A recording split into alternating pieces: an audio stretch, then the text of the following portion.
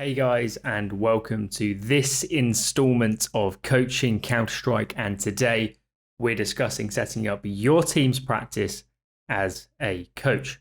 Alongside these regular episodes, I will be doing question and answer content. So comment below with any questions you have about coaching and CS in general, or you can message me on Discord or Twitter if you prefer to remain anonymous. So the importance of planning ahead for practice cannot be understated, and I recommend having a regular system for scheduling officials and scrims on a weekly or fortnightly basis. Have a simple Google Doc where everyone can note down their free time, and for more professional teams, I recommend sticking to set practice times.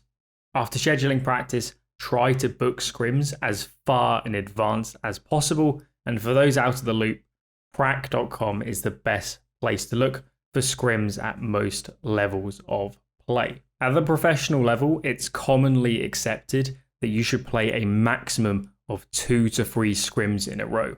Now, I've heard countless stories of teams, even borderline professional teams, playing 4, 5, or even 6 scrims in a row.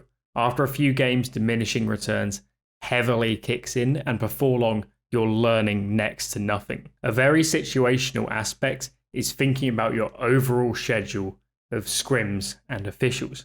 As an example, on my last team, we had 3 practice days per week with a minimum of 30 minutes of server work, then 2 scrims, then a 2-hour break, and then 2 more scrims. My aim with this schedule was to leave gaps of free time and scrimming on alternate days so that we could reflect and have discussions alongside preventing burnout for the players. Now, almost all improvement comes between scrims or officials, and the scrims are where you just implement those changes and make strides forwards. These topics of how to spot mistakes, mediating discussions between players, analyzing games into implementing changes, and so on are the crux of coaching and will be covered much more in depth in later videos. Whilst practicing, do not play scrims to win unless you are specifically preparing for an upcoming official. And breaking players out of this mindset is one of the first things you should do as a coach upon joining a team. Coming into scrims, set some time aside to plan out what you're going to practice. And I recommend having essentially a to-do list for everyone to see, and then encouraging them to look at this list before coming on for practice. Before the scrims, have yourself as coach and the in-game leader covering what needs to be practiced and adding the new executes, the new setups, etc., etc.